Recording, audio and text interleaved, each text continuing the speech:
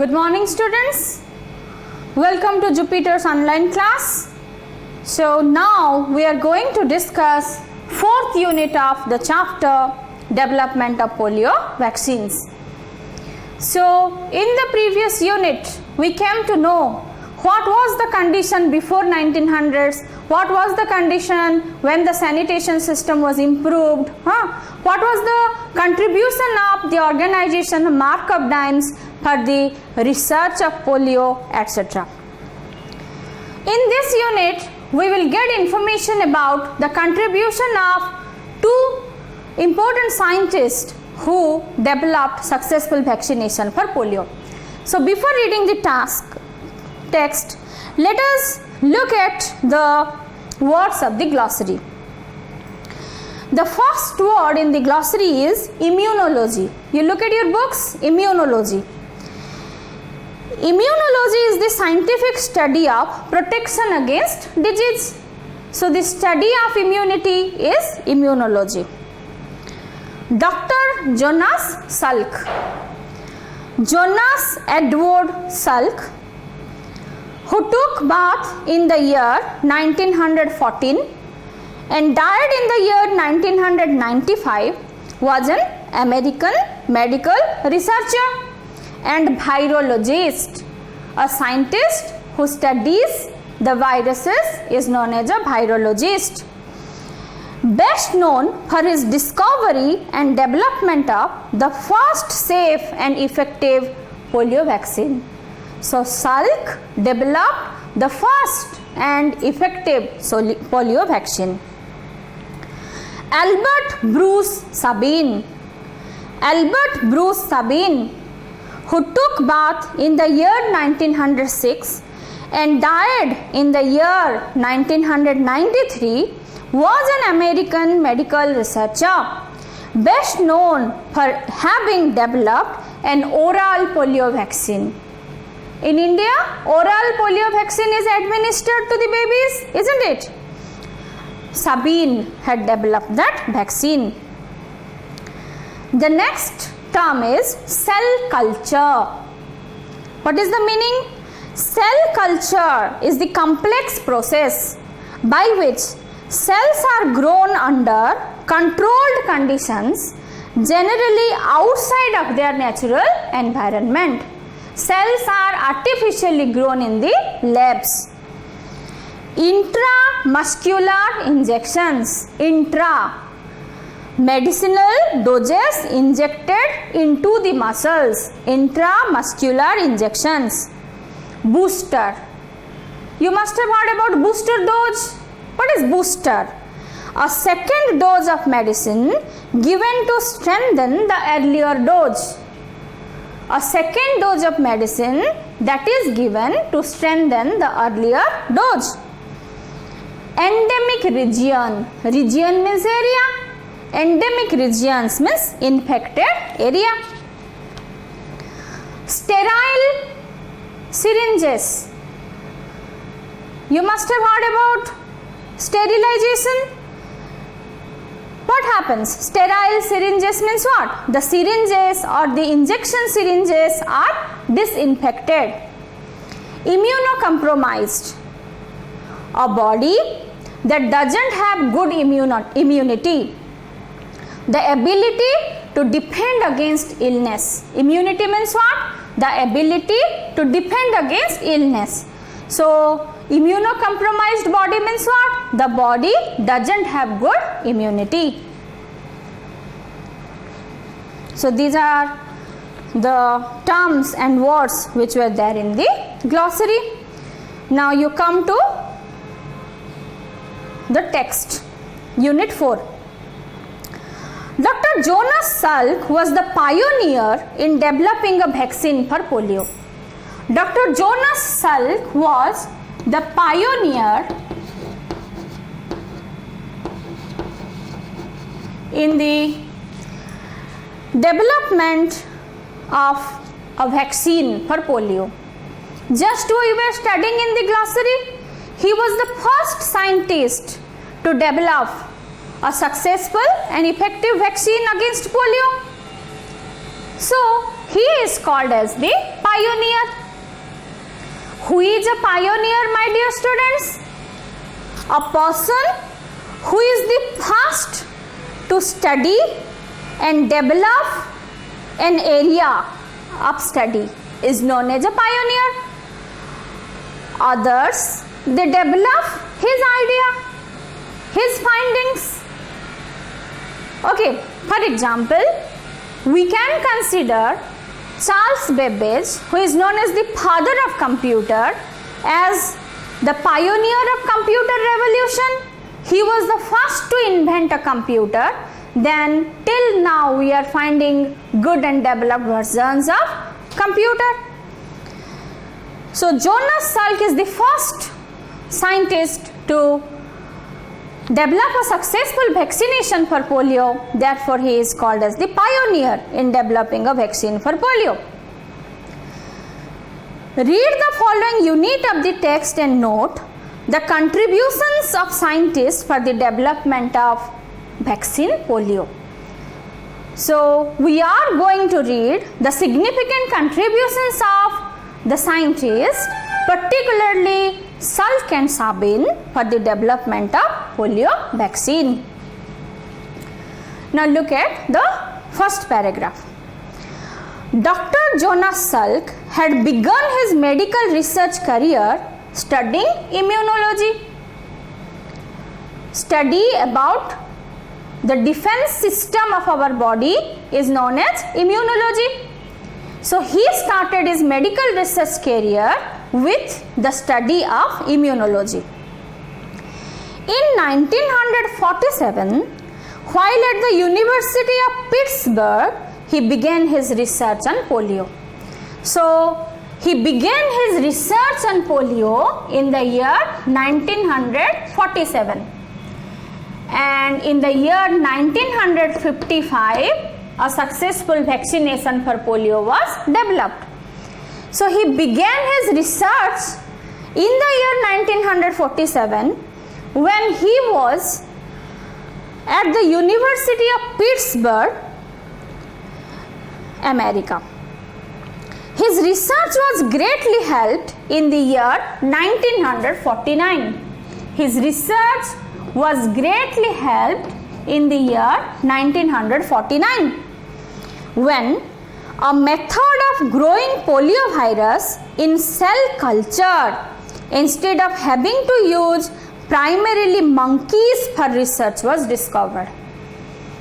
He was greatly helped when instead of using primarily monkeys, the cells of monkeys were used in the cell culture to study and develop the polio vaccine.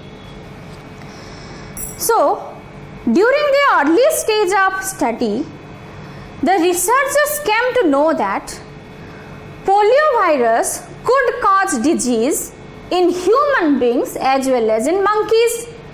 So what happened? Monkeys were primarily used for study.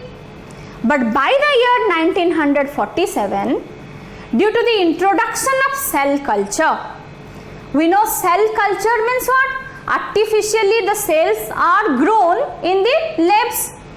So due to the introduction of cell culture, monkeys were not used, but the cells of monkeys were used to study the nature of poliovirus and to develop vaccine. The researchers, they need to develop polioviruses in order to produce the polio vaccines in a bulk. For the mass production of the polio vaccine, they needed to develop the polioviruses. So, the process of cell culture helped them a lot. Now, for the production of vaccines, they had to produce more and more polioviruses. Unlike bacteria, viruses cannot reproduce themselves on their own. They need a living cell to infect, isn't it? When a virus infects a cell, it starts using the own components of this cell and multiplies itself. So, for the purpose of study, Salk used the cells of kidney cells of monkey in order to grow the poliovirus, in order to study the nature of poliovirus and produce vaccines for the mass production of the vaccine.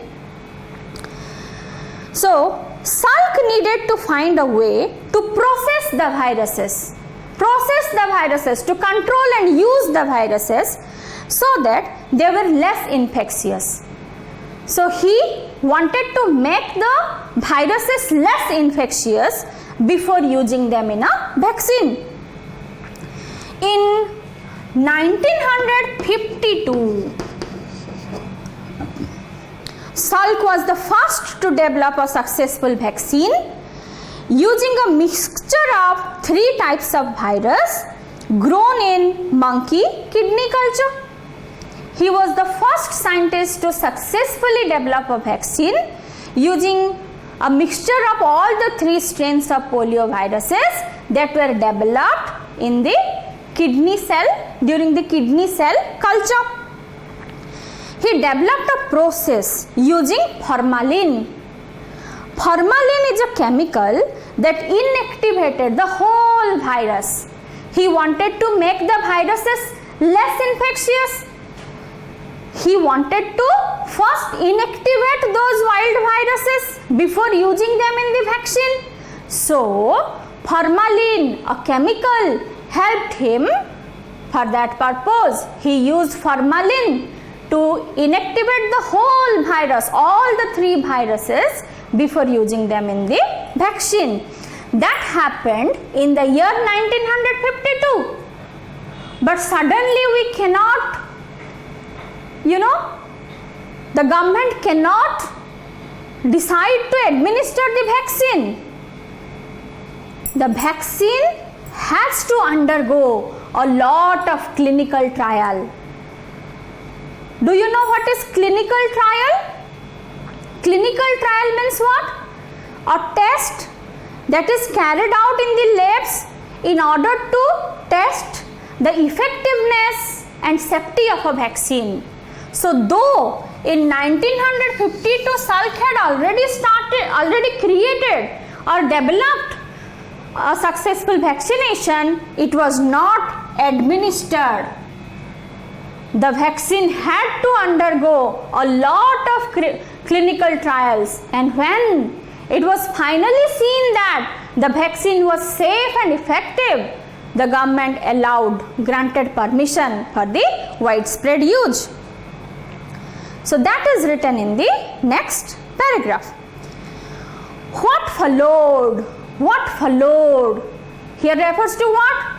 The development of the polio vaccine in the 1952 was followed by massive testing. It was followed by massive testing. What do you mean by massive? Huge testing.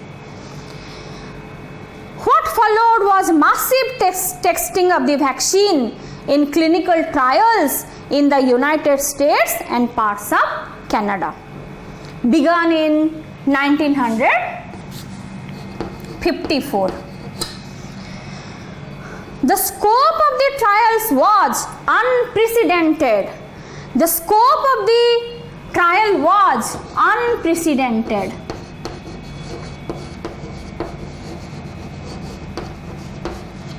What do you mean by unprecedented? Something that doesn't have any precedence.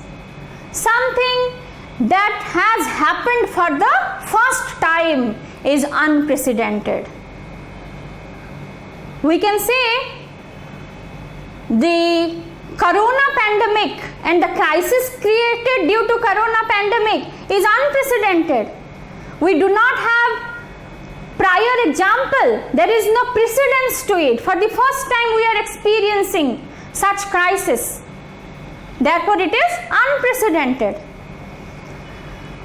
So what is written in the book? The scope of the trials was unprecedented in medical history. For the first time, tremendous scope was provided for the medical trial. The results were dramatic. The results were dramatic. What do you mean by dramatic? The results were remarkable, noticeable. I can say previous year there was a dramatic rise in the onion price of onions. Price of onions, you know, the price became skyrocketing, isn't it? The price was so, you know, conspicuous. People started talking about it. So something that is dramatic is conspicuous, noticeable, easily noticed because of its significance. So unprecedented scope was provided for the first time in medical history. All possible help was provided for the clinical trial and testing, and the results were dramatic. The results were noticeable. Cases of polio fell spectacularly in the vaccinated test group. Cases of polio fell spectacularly. What do you mean by spectacular? Spectacular is also a related word to dramatic, remarkable, noticeable. Okay. So there was a spectacular fall in the cases of poliomyelitis in the vaccinated test groups. So in 1955, the government quickly granted permission for the vaccine to be distributed to the children of our country. Here our country refers to the United States of America. So because the cases were successful, the results were dramatic, the results were spectacular, there was noticeable fall in the cases of poliomyelitis in the vaccinated test group. Because of that reason, that's why in the year 1955, what happened? The government quickly granted permission. The government quickly gave permission for the vaccine to be distributed to the children of the United States of America. But the problem did not end at the time. But there was a problem with the original Salk vaccine. What was the problem? The vaccine actually induced 260 cases of poliomyelitis. The vaccine induced, the vaccine caused, the vaccine produced 260 new cases of poliomyelitis, including 10 deaths. 260 cases of poliomyelitis, including 10 deaths. 10 children died after the vaccine was administered. So again research started to find out the root cause of the problem, and the problem was traced to incomplete inactivation of some virus particles, which was soon corrected. So what Salk wanted? Salk wanted to completely inactivate the whole 3 viruses before using them in the vaccine. But in some of the vaccines, the virus particles were not properly inactivated. And when those vaccines were administered or given to children, they caused poliomyelitis. 260 cases happened and even 10 children died. So the problem was traced. What do you mean by trace? To search something, try to find something by going backward is known as tracing. Now contact tracing is a commonly used word, isn't it? So the root was traced. What was the root problem? Incomplete inactivation of the virus particles. So when it was found, soon the problem was corrected. Since then, the vaccine has been highly effective. Since then, there has not been any problem with the Salk vaccine, and the vaccine has 70 to 90% protection rate. It is highly effective with 70 to 90% protection rate. So this was the contribution of Jonas Salk, the pioneer in the development of polio vaccine. Now, in the next paragraph, we will come to know what was the contribution of Sabin towards the development of polio vaccine. As it has been mentioned in the glossary, Sabin developed the oral form of polio vaccine. So in 1957, in an effort to improve upon the killed Salk vaccine, the vaccine of Salk that induced death, Sabin worked on that vaccine in order to develop something. Albert Bruce Sabin began testing a live oral form of vaccine in which the infectious part of the virus was inactivated. So, what Sabin did? Salk inactivated all the 3 types of polio viruses. Whole polio virus was inactivated before it was used in the vaccine. But Sabin did a different thing. He took a live oral virus. Dear students, what do you mean by live? A living oral virus, a living virus. So he took a live virus in which only the infectious part of the virus was inactivated or attenuated. The infectious part of the virus was attenuated, weakened or inactivated.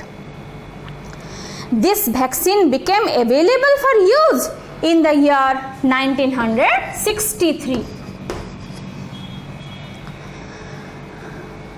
Salk vaccine is given in 2 intramuscular injection. Intramuscular injection, the injection that is given into the muscles. So Salk vaccine is given through 2 injection given into our muscles, intramuscular injection, spaced 1 month apart. The 2 injections are given with a gap of 1 month in between and requires boosters every 5 years. What do you mean by booster? A dose that is given to strengthen the earlier dose, that is booster. So what happens in case of Salk vaccine? Boosters are required in every 5 years. Because of the way it is inactivated, the vaccine is safe for those with compromised immune system. So which vaccine is suitable for the immunocompromised patients? Salk vaccine. The way the viruses are inactivated, the Salk vaccine is appropriate and suitable for the people having compromised or weakened immune system. We have already discussed about the people who are immunocompromised, the people who have weakened immune system. The Sabin oral vaccine is given in 3 doses. In the first 2 years of life, and a booster is given when a child starts school. How Salk vaccine is given? 2 injections are given 1 month apart and booster is required in every 5 years. How Sabin vaccine is given? Sabin vaccine is given in 3 doses. The 3 doses are given in the first 2 years of life. When a child takes birth, in the first 2 years of life, 3 doses are given and 1 booster is required when a child starts going to school. Further boosters are not given. Unlike Salk vaccine, in which boosters are required in every 5 years, in Sabin vaccine boosters are not given unless the patient is exposed to polio or will be traveling to an endemic region. Unless a patient is exposed to wild poliovirus or he visits an endemic region, infected area. The advantage of a live oral vaccine. The advantages of a live oral vaccine are its long-lasting immunity. The vaccine confers long-lasting immunities. More boosters are not required. The immunity is lasting. The prevention of reinfection of the digestive tract. It prevents the reinfection of the digestive tract. And the lower cost of administering the vaccine orally, because sterile syringes and needles are not necessary. Another most important advantage of Sabin vaccine is it is cost effective. It involves less money because sterile syringes and needles are not necessary. It is provided orally through drops. However, a major disadvantage is that it cannot be used for patients with compromised immune system. Already it was mentioned in the previous paragraph that Salk vaccine is the best vaccine for the people having compromised immune system. Sabin vaccine is not at all suitable for the people or the patients with compromised immune system. Why? Because it is a live virus and can cause disease in these patients. These patients' immune system is very weak and a live virus is given. That's why there is chances of disease in those immunocompromised patients. Moreover, it also cannot be used by those in close contact with immunocompromised patients. The immunocompromised patients cannot take it because there is chances of polio disease in them because of the live virus. Even the people who live in close contact with the immunocompromised patient, they also should not use it, because the live virus in the vaccine can be shared in the feces of those who ingest it. Ingest means take. If the people who live in close contact with the immunocompromised patient, they take the oral vaccine and the live virus is shared in the feces of them, then that can possibly transmit it to the immunocompromised patient. There is chances of the immunocompromised patient getting infected by that live virus. We know very well that polio virus is transmitted to the fecal oral route.